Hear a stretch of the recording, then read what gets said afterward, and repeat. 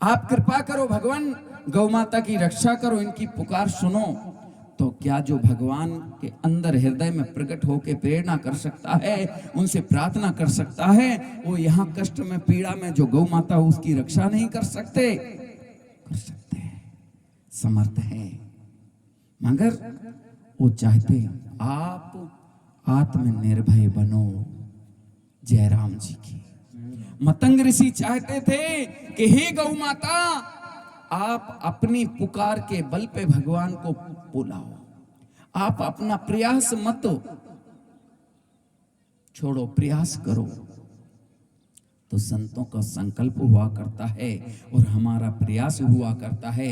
और यदि हमारा प्रयास हो और यदि ऋषि मुनि महात्मा गण संत गण यदि संकल्प कर दें तो हमारे प्रयास सफल हो जाते हैं साहब। जयराम जी की।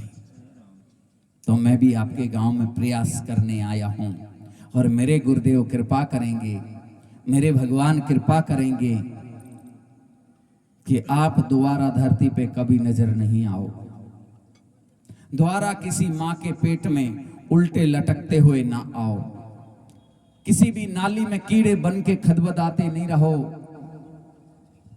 किसी पशु पक्षी बन के आप पानी के लिए, प्यास के लिए, धूप के लिए, छांव के लिए तड़पते ना रहो। आप इसी जन्म में भगवान के प्यारे और दुलारे बन के मुक्त हो जाओ, बस मैं यही चाहता हूं। जयराम जी की। तो गुरु जी आपने ये तो बहुत बड़ी बात कह दी, मगर मुक्त क्या सब हो जाएंगे? हाँ जी, मुक्त वही होंगे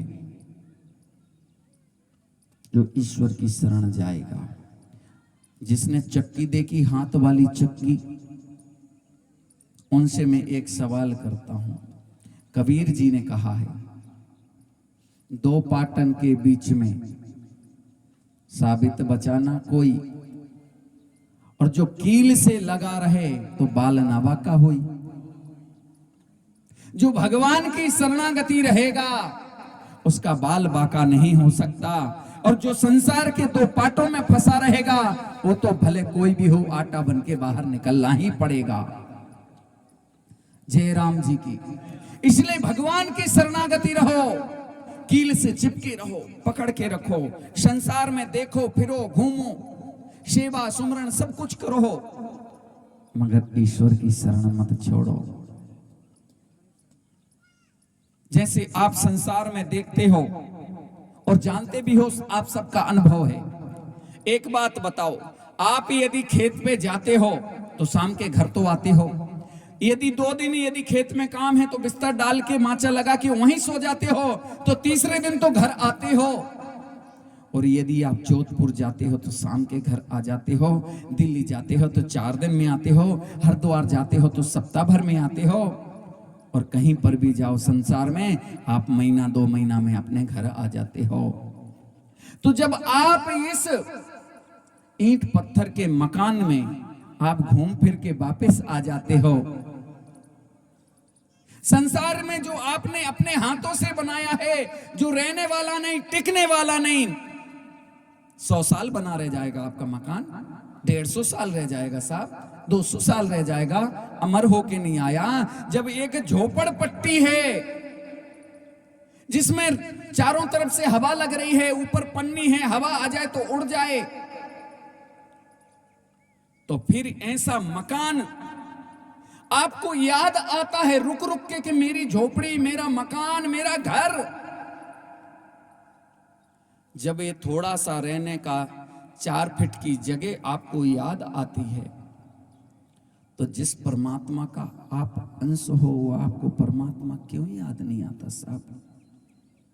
आपको जिस परमात्मा की कृपा से पूरी सृष्टि का संचार हो रहा है, वो परमात्मा आपको क्यों याद नहीं आता सर? क्यों भूल जाते हो?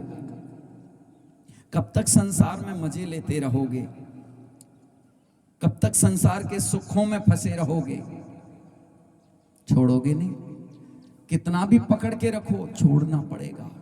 और जिसको आप दूर मानते हो वो आपको कभी छोड़ नहीं सकता, और जिसको अपना मानते हो उसको एक ना एक दिन छोड़ना ही पड़ेगा। जय राम जी की।